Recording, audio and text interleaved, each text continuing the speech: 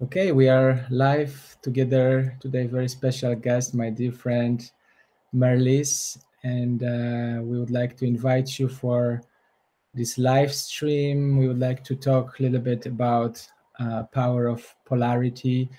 If I may summarize Merliis is holistic therapist who is specializing in Tantra, working with women, making women's circles, also mandala dance, and many other modalities, many practices. We know each other for many years. I know Merliis was always eager and curious to know a lot about different modalities and know about herself. So I'm very happy to have you here today, Merliis. Yes, Nisarga, thank you for this introduction. I'm also really honored to be here and to connect with you again because we have been working together about, I don't know, 6 years or something. Yes. When we were working together. And you have also been a great inspiration for me. And we have done many similar roads and different roads. So I'm really happy to connect again. Thank you for joining. And I think it's a very interesting discussion about polarities. I consider you a person who is in the feminine body, and you are sharing so much of your insights, your experience with women. But I know also your side that is very successful in terms of bringing your work out there and into the people, organizing also some bigger events. So I just am very curious if you can tell a little bit about Tantra, your tantric path, what Tantra means for you to start with, and then we will see what are the other subjects. And if anybody have a question from audience in this live to us, please put it on chat box. We'll be happy to respond also your questions. Yes, it would be really nice to connect with you who is listening now or even later. But yes, I have always been really interested to Tantra. When I first encountered it, I was like 24 or 5, something. And it started all for me about this feminine and masculine thing, because I didn't understand in my relationship that how should I be. I was trying to be equal and I was really unhappy because I didn't admire my man at that time anymore, and I lost my softness, and I was from my soul I was really unhappy.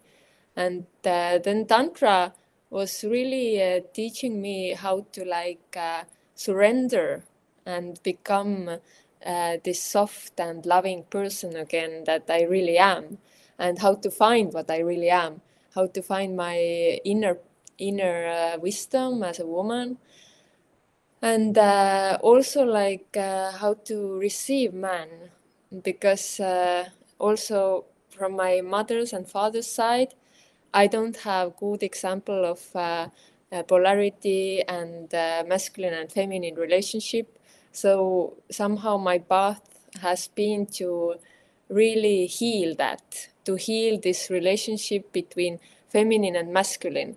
And this I have been doing really consciously in my last relationship, about 7 years, straight.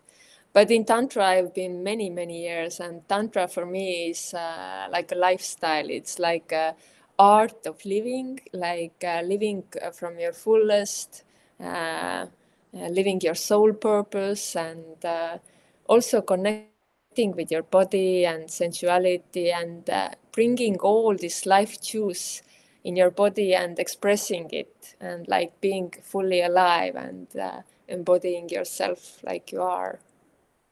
And getting rid of all kinds of obstacles and pressure that you put on yourself or something outside is putting, also getting rid of all these boundaries that you have, like from outside or inside. Wow, that's beautiful. I'm really touched, especially a few things that you mentioned about surrendering. And the reason why I actually ask you to talk about this subject is because I'm deeply interested in surrendering and trust, especially as a man, because it's very difficult for men to surrender and to trust. I feel that for me, those are such a powerful experiences when the masculine can really surrender to life, surrender to the receptive flow of life without having the drive to change, the drive to achieve, the drive to really keep pushing in life that is so engraved in the masculine kind of upbringing and wounding of masculine very often, that the man has to push to achieve, and very often that surrender means failure. So I'm very inspired by empowered women who share their gift, because I think for us, especially men, in a man's body, cultivating that feminine receptivity and surrender, it's so powerful, because it gives this sense of relaxation, the sense of well-being, and sense of just trusting life. And I think so many of us men struggle with this. So if you can tell a bit more about this polarity a little bit deeper, how do you cultivate this within yourself? But because I think it's also has its own interpretation for the feminine body, connecting also with their masculine, how that helps. And what is your journey and your view on that? What I have come to understand with this all this feminine and masculine work, because this feminine work I have also done many years, and I was also trying to push myself, like you were saying, like pushing you as a man, like to be strong and have it all together.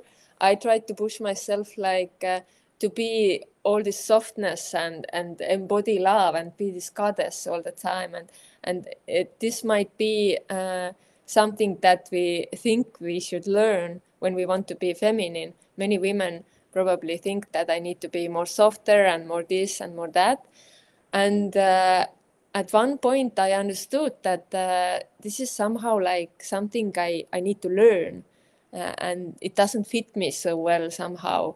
And then I encountered my teacher in Polarity, and he said that everyone has their own like that we are coming to this world, our own polarity. Like, for example, some men can be like really feminine, not masculine from their core, and this is like something that is unchanging. The way you are born, like, and also some women can be like extremely masculine from their core and like climb the trees when there are small kids and do all kinds of masculine things. So I really understood that we need to accept the relationship between our feminine and masculine that we have inside, that is inherent, that we come to this world with, and accept that first. And this is the main base, and then we can really start to cultivate more and make it as a yoga of polarity, like how to become more feminine or masculine, whatever we need. And yes, so first we need to accept what is the innate capacity that we have, and then we can start to cultivate more like feminine or masculine. And also what feminine is or what masculine is, feminine for me is like expressing your fullest heart and your your soul truth to this world and showing it by movement or feelings or like embodying it all the time.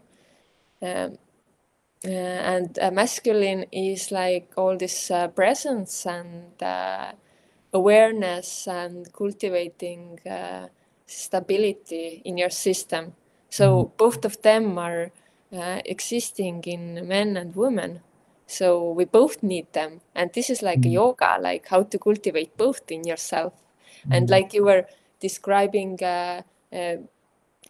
coming as a woman out to this world, for me, this is a yoga of cultivating my inner masculinity and holding space for my feminine part. That's interesting. I really like this connection that we need to first understand with what is our inherent quality of inner man or inner masculine or feminine, and then accept that, and then cultivate the other side. But I wonder, like for you, in your own journey, because I'm struggling sometimes when I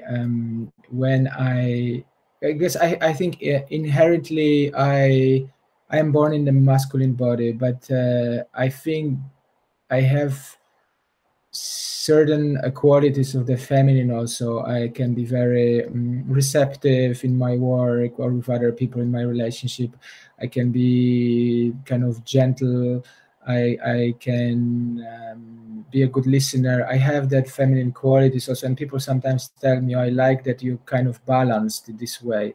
But I sometimes wonder what it means to be balanced, and I wonder how do we recognize that, for example, life is giving us sometimes challenges, and when we leave those challenges, sometimes we disconnect from this balance. When we feel present and then open-hearted and everything flows good and we're feeling happy in ourselves, that means, I guess, that this balance between inner masculine and feminine is synchronized. So I wonder, what is your way to recognize, okay, my life at the moment is bringing me some challenges.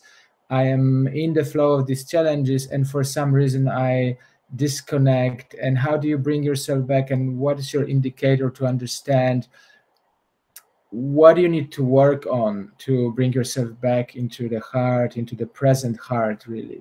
Because I like that what you said, that feminine is mostly about love, compassion, kindness, and the masculine in general, of course, can be more about holding space, bringing that conscious awareness into the world. So how you play with it, how you recognize, what are your tools to bring yourself back into the balance?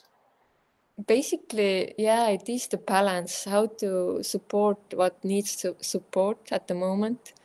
For example, when I have gone to this masculine side and working a lot and giving myself a lot of pressure and being out there and not allowing myself to feel or to somehow nurture myself. Then the balance is to really like surrender and to feel and like express all this pain outside that I have about leaving my feminine, because I've left my feminine. I'm only like in my masculine, maybe doing all the things in my head and being really like out there. And then this feminine is really craving and grieving and feeling really like I want to cry. I want to just like feel all the pain about that. And then I just feel that. And I really hold myself in that, like giving, like, for example, 1 day, 2 hours, 3 days, whatever I need to grieve and to feel that this is coming back to expressing my heart, and my heart is expressing all this pain, for example. But when I'm on the other side, like totally in my feminine and like really like cannot do anything, like I would impossible to do all these tasks that I want to do, and set the goals or anything like that, then the balance is to like really like watch it, what's happening, come like steady, face what is the situation. I'm like procrastinating, for example. I'm not like going on my path that I want to go. I'm not doing my exercises, for example, facing all that and taking this discipline to like, okay, I'm coming back to that. I'm waking up a little bit earlier, doing my things that I need to do to feel good. And I'm really like taking the hold of my cars, driving my car again, like where I want to go. Just taking more responsibility and taking some, I guess, actions. Actions, yeah. And decisions. Decisions, okay. You mentioned something about the feelings, that when you feel that these parts, if we may even say those are parts, because they are part of us, but somehow I guess I'm working a lot lately with compassionate inquiry, and we work with the parts that comes from internal family system, and that's exploration. We have so many different parts in us. Parts that can be judgmental, parts that can be criticizing, part that can be joyful, and all these parts live in us, and it's like how we can integrate those parts also in ourselves. And you mentioned something, that when you find yourself that that there is this balance, that you feel like you need to change something, you need to make action. The first step is to feel, because there is this part that feels sad and in pain, and you give yourself time to feel that pain and sadness. And I by working with people in my own experience, I know sometimes when I am engaged, for example, in some trainings or traveling, I have hard time to really dive deep into my feelings, because there's a part of me that believes, and maybe then it all takes to our belief system, but there is a part of me that feels, if I let myself go into this pain right now, I will fall apart. I will collapse. I won't be able to keep going. And that's this, and then it's this masculine side of me that is overriding my sensitivity of feelings, and pushing me through and pushing me towards something, just avoiding the feeling states. So I really totally agree with you that it's so important to recognize when those parts are not integrated, and very often allow the feelings that comes. And I know, like, for men especially, the feelings is such a taboo.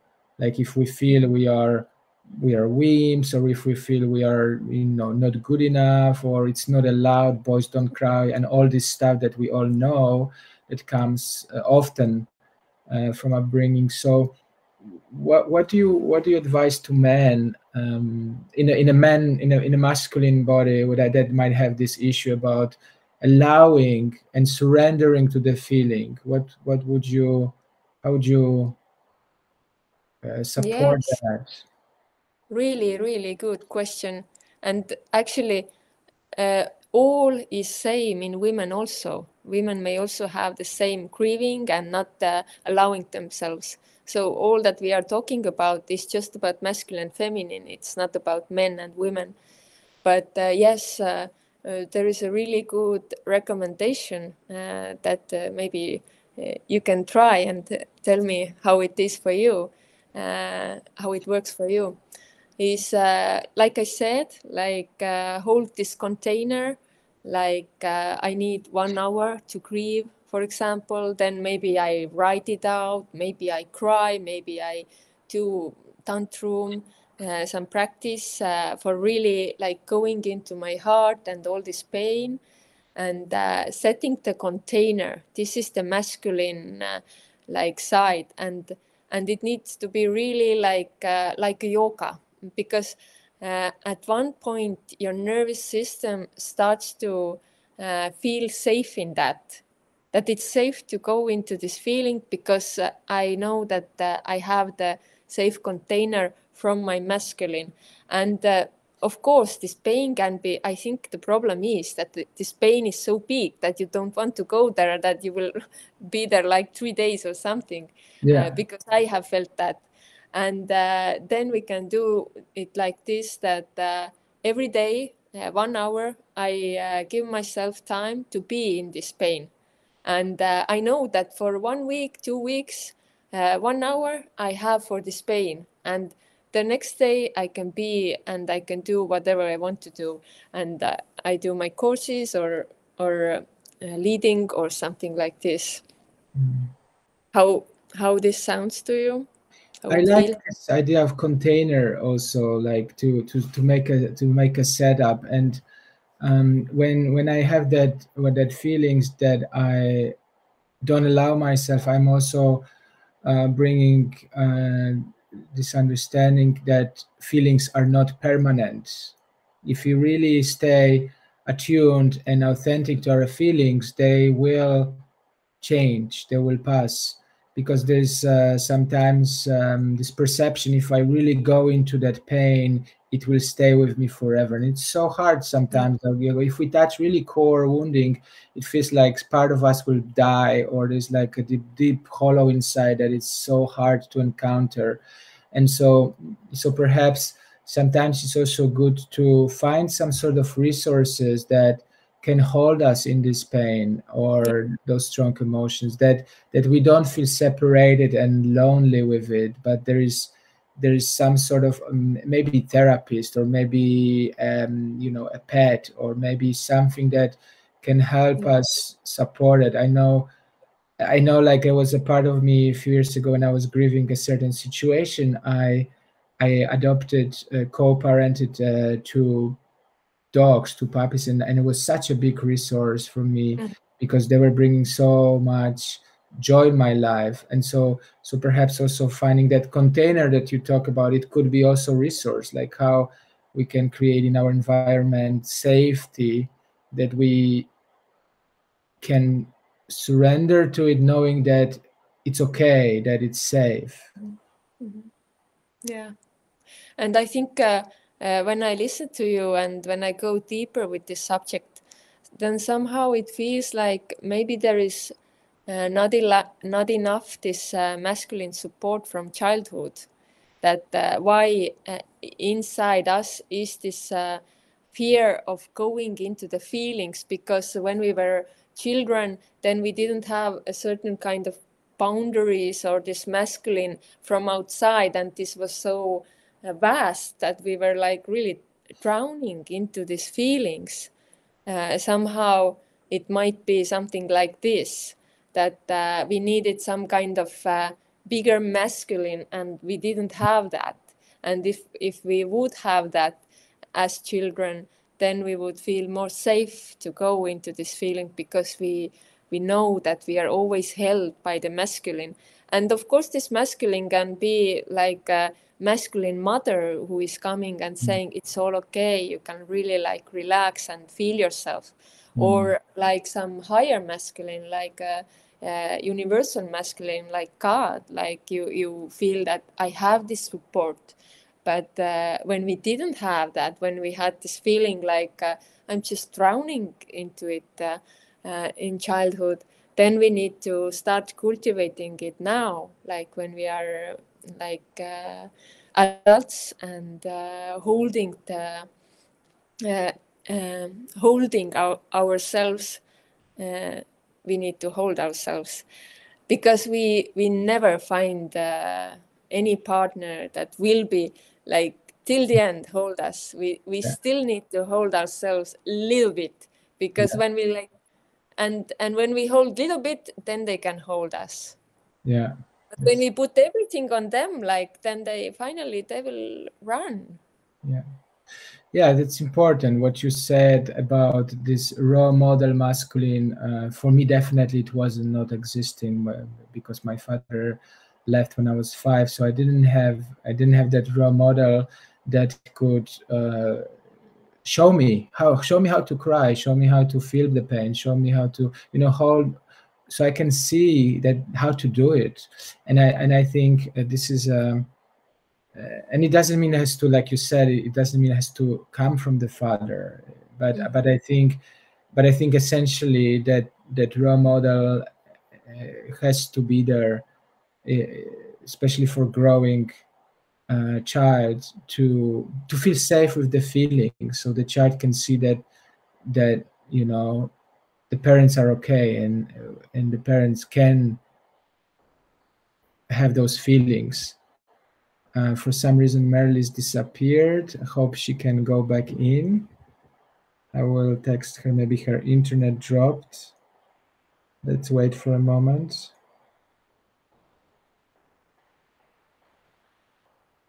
So if you have any questions while we're waiting back for Merliis,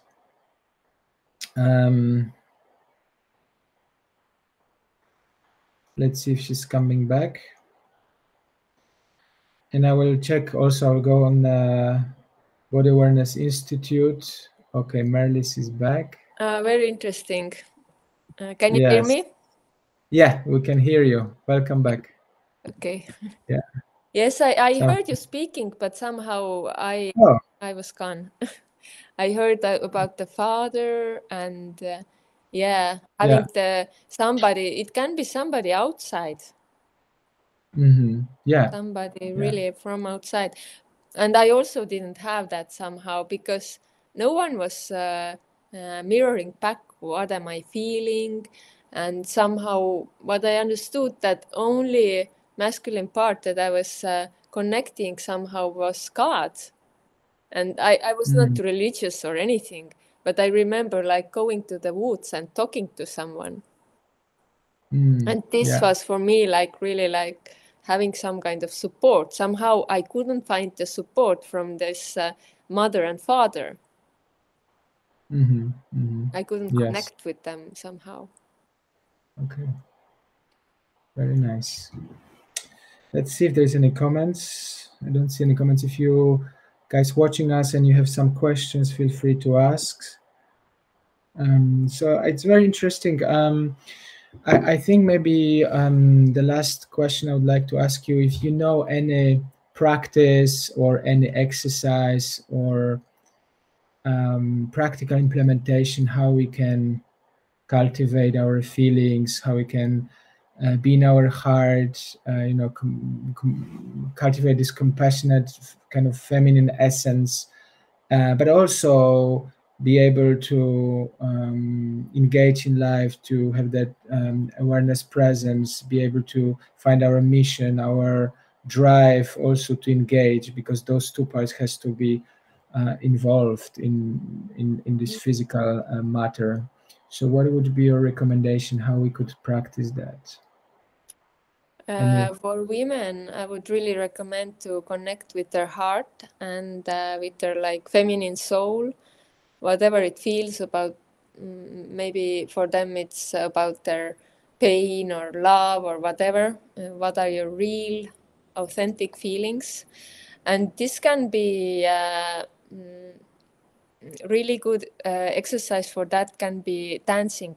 What are you feeling, like embodying that like fully, having like maybe 2 songs in the morning to dance you're like really this soulful dance. What are you feeling today? And you can do both actually. First do the 2 songs of feminine and really feel that, express all that, what is happening today for you. And the second one is to sit and witness and be in your masculine and really feel all this steadiness and holding space. And for the masculine, it's really difficult to like breathe down in your belly and also come with your energy down to your belly, maybe even have roots, and then holding space like this for all that you were experiencing before as a feminine. And then you are like really watching it, and then you can see, like, for example, what I want to achieve today, what I want to do today, what is my goal for today, and in that way holding both feminine and masculine. And it can be done as a woman or as a man. Wonderful, wonderful, fantastic.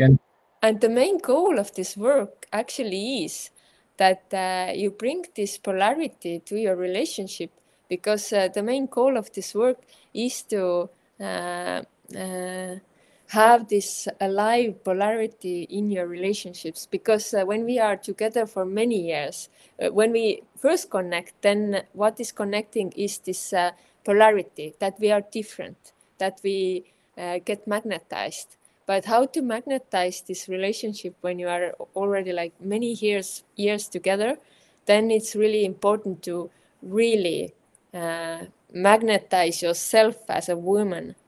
And through this feminine work, you can magnetize this relationship. And it's more enjoyable then. Yeah. I'm always envy when I see women's circles all around the world. So easy somehow for women to connect, share, and meet. And I'm noticing this more and more. Also, men's gathering, and I think it's so important that we find some, as a man, some communities where we can also share with brothers and connect with ourselves, share our pains, our aches, which is so nourishing. So I think this is a beautiful recommendation, Merliis. Thank you. Thank you for our talk today, the power of the polarity. I learned a lot from you today. You are a big inspiration for me, and I hope to see you when I'm next time in Estonia. Maybe we can meet and chat more about it. Yes, for sure. Thank you, Nisarga, for all your honesty and this beautiful soul that you have. I really admire that, and I really enjoyed our conversation. It was really deep, profound, and beautiful. So I hope to see you in Estonia, and I wish you a lot of luck to your work and to your path. Thank you. Thank you. Thank you, Merliis. Bye-bye. Thank you, everybody. Have a great day.